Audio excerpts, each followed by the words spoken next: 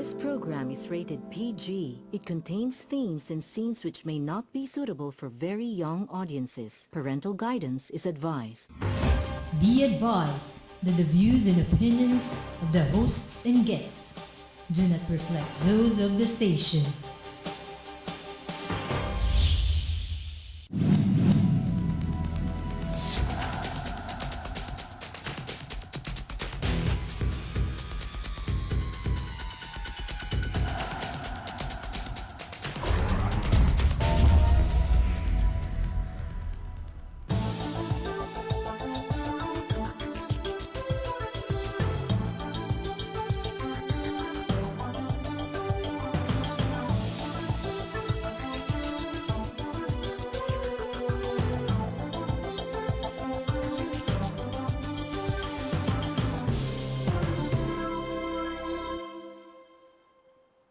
Okay, this week we are going to go outside of the country and look at what's happening in Ukraine and relate it to our history and of course our history with Russia, which is intricately involved in the events that is now happening in Ukraine, and of course the Philippines' history with these countries, and with the other side of the story, which is the Western powers that have been caught intervening in the political processes and outside the constitutional bounds of Ukraine.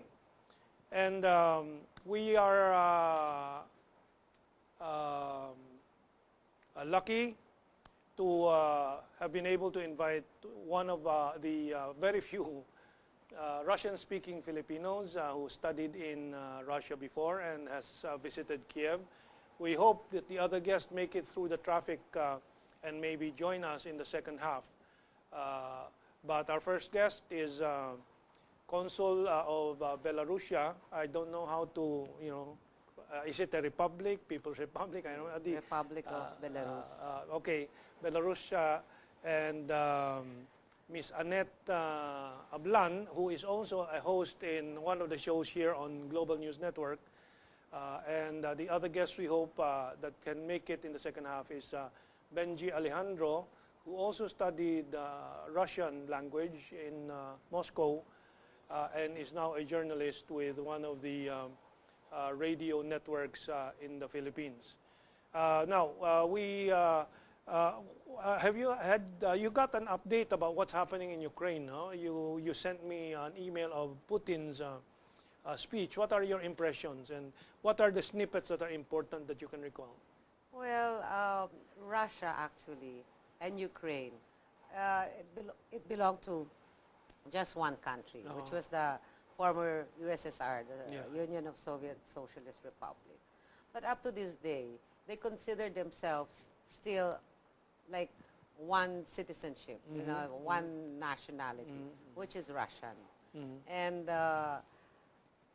it's really disheartening to see what is happening in Ukraine, especially for the Russians, who consider themselves really brothers with the Ukrainians. In fact, if I may cite out that the oldest Russian city is not Moscow, but it's actually Kiev. Kiev, yes. And it's how it came to this point. This is what everybody's trying to analyze. But if I may say so, I also try to scan the networks from BBC, CNN, Russia Today, and I'm trying to balance, how the media is playing it. Yeah. But it seems like a big chess game, how they're playing their parts. But well, I wrote a column already on this issue, and I have some Russian friends who said that I probably have a very accurate view of what's going on in Ukraine and the relationships of the Western powers, Russia, and Ukraine itself. And I said, for the Europeans and for Germany, it is a market that they want to dominate and a pool of labor, cheap labor that they can tap. which has happened in the rest of Western Europe, Yes. all now in the service of Greece and maybe of France, but not Greece, I'm sorry, in the service of Germany. Ano? So we can go Taglish, by the way, Consul Ablan. So because our audience really is Filipino yes. and foreign also, since we're covering a lot of the different continents through our satellite. So we have seen Greece, we have seen Spain, Portugal, Cyprus, yeah. Portugal, and so on, all in a state of turmoil for the past 3-4 years, 5 years, 6 years since the financial crash of 2008. Ano? Economic turmoil, yes. Unemployment is at all-time high, while Germany continues to thrive, and they all depend on financial infusion from Germany and so on. And the main issue in Ukraine is again economics. Economics, And the debt of Ukraine, which is up to $35 billion. Do you recall the population of Ukraine? I am not so sure, but it's anything between 10 million probably. And it's certainly not even half of the Philippines. So No, not even half of Metro Manila. So a $35 billion debt is a huge debt for such a population. And the trouble started, were you able to scan information about this? During that, supposedly the president, Yanukovych, Yanukovych was supposed to sign that agreement with the EU. And then it came out that he was prone to sign an agreement with Russia.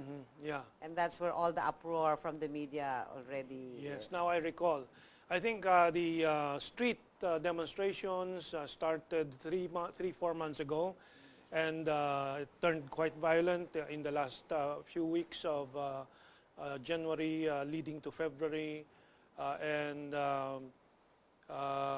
the day where the deaths started mounting, now I think it's a final count is around 77 or so.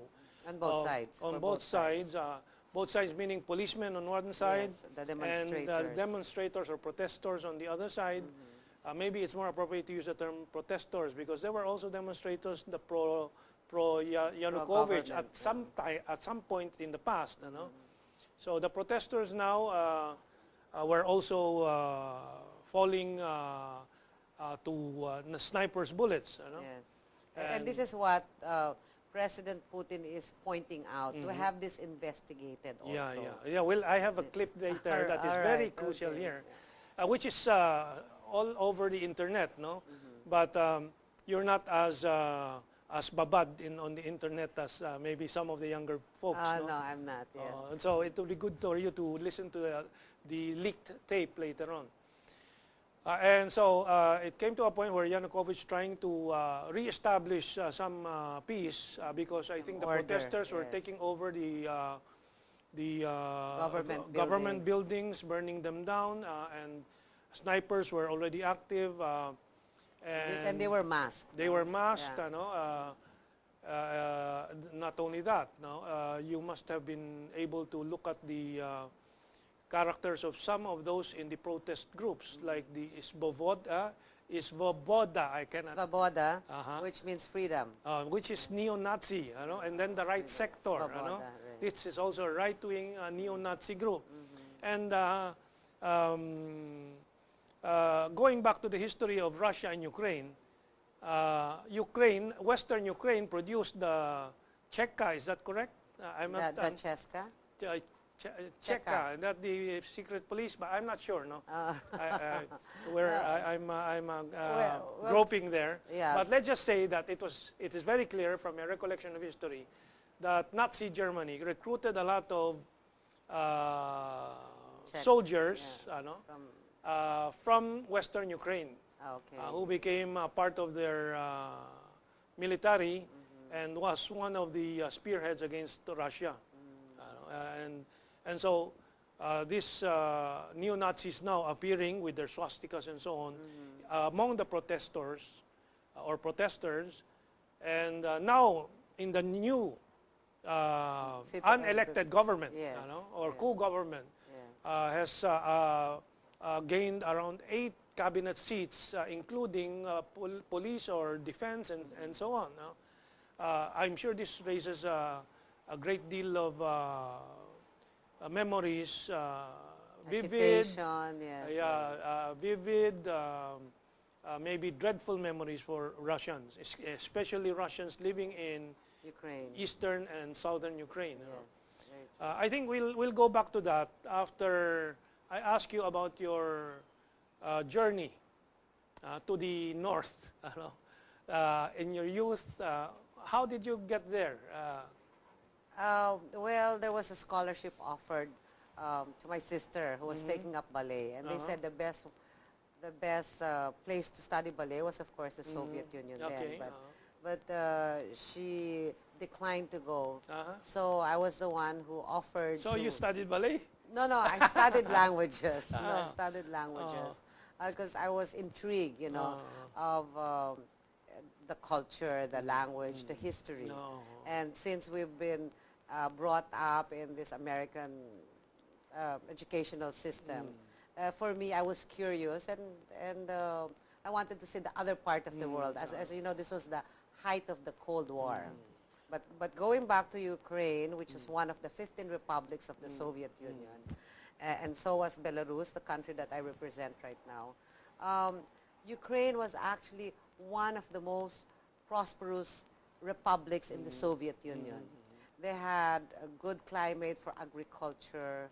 So they had also the Black Sea where they had the resorts. So a lot of Soviets, I wouldn't call it Russians because the other nationalities, a lot of the Soviets envied the Ukrainians and the country Ukraine because they had almost everything. So they were one of, like I said, one of the richest republic in Western the Soviet Ukraine, Union. I understand, is the breadbasket, not only That's of right. Ukraine but of Russia as a whole. And Eastern Ukraine is industrial, and of course, one strategic fact about Eastern Ukraine is the Sevastopol. Sevastopol, yes. Sevastopol, okay. I'm learning a bit of right pronunciation now. So Sevastopol is a naval yard, is a strategic naval yard for Russia. Are you familiar with that? No, I'm not, to be candid, I'm not familiar with that, but it's also, it played also a very important role during the Second World War, and they still considered it as a very strategic. I understand that during winter in the region, that ices up, or no. That is the only access to sea of Russia, because the other Because the northern sea it freezes up. So it's really very strategic for Russia, more than for the Western powers. Okay, so Sevastopol is there, and industries are in the east, while agriculture is in the west. So okay, you were able to visit Kiev in your time. Yes, when you were there. I was able to visit Kiev. And, So you were maybe at the Black Sea resorts. No, I did not go to You that. never visited? No, I went to the other side because as a student, I wanted to see as much as I could. So I'd hop on a train. I'd go to Romania, Bulgaria, Yugoslavia, so even to Ukraine. So, And what's the other part of Ukraine that you said you went to? no, just to Kiev.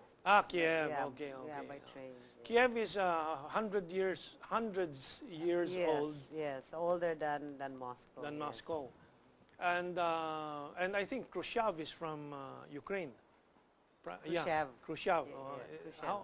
Khrushchev. Yes. That's the right. I always thought it was Khrushchev. Khrushchev. Okay. Now, so let's go back to that day, that fateful day where Yanukovych signed the agreement with Russia, because Russia was offering a win-win deal for Ukraine, $15 billion aid, not loan, as the Western European countries are now offering, and the U.S. No, Which loans. they could not afford anyway. Yes, the Western countries, the Western countries, highly doubtful if they can fulfill that. And if they do fulfill that, their loans in exchange for what? in exchange for privatization of the industries of Ukraine, The other the national gas industry, and so on. So the West has always, including the U.S., has really been pushing to closer and closer to the boundaries of Russia. Ukraine is one of the last, along with Georgia. and Belarus. And Belarus. But Belarus is already part of, part of the Russian, what do you call it now? That's the customs union. Customs Union? Yes, of Belarus, Russia, and Kazakhstan. Okay. So if your products could enter one of the three countries, then it can freely, without boundaries, Yeah. They're queuing me on the video that I wanted to show, pero I think we'll go to the second part na natin pa lalabas. So, because we're still in the preliminaries. And this last 5 minutes for the first half, it's important to explain that part. When Yanukovych agreed to a very favorable offer from Russia, in exchange for joining, I think, the customs union with Russia, is that correct? I am... We're both not sure. Yes, we're both not better sure. not to. Yeah, but what is very clear is that Yanukovych did not sign on to the European Union pact, and that started all the trouble and the uproar with the media. And in the final day, Yanukovych signed with the guarantees of the European countries, signed with the opposition, an agreement to hold elections sooner than scheduled, and other conditions, I think, including vacating the police from the vicinity of from the the vicinity, demonstrators or and in the fact, protesters. some of what I've read says even vacating from the city itself, and so on. But before the ink dried, they threatened Yanukovych's life and his family. And Yanukovych had to flee. Then there was a takeover of government. That's very important. I had 3 YouTube downloads to show. Number one, the U.S. attitude to Ukraine. This is summarized in a line from U.S. Assistant Secretary Victoria Nuland in a phone conversation with their ambassador in Ukraine, in Kiev, in the midst of all the turmoil and the... before the February 21st. Yes. Signing of agreement. And they were discussing the change of, or the people who should replace Yanukovych, and the ambassador was saying the European Union prefers Klitschko, I think the boxer, and then the Assistant U.S. Secretary of State said, fuck the EU. Those are the words on, but that download I was not able to reproduce today. We had some technical problems there. But it was clear that the U.S. has been behind through funds from NGOs, building NGOs, from National Endowment for Democracy, Soros Foundation, USAID, and other agencies. And I wanted to bring this up because we have the same situation in the Philippines. We have so many NGOs funded by U.S. and European foundations, including European Catholic foundations and so on. And we should learn our lesson in the Orange Revolutions and other rainbow revolutions, color revolutions, and so on. And the second important video I have, or tape leaked conversation, is between EU Commissioner Catherine Ashton, okay, and the Estonian Foreign Minister, which literally admits that the snipers on Maidan were from the protesters. But the first one we'll show in the second half is the propaganda over the internet that the Americans produced, which people thought was a genuine appeal of Ukrainian to the world. So we have a few seconds left, yeah, okay, I have the signal for the break, so we'll get back to this All right. after this break.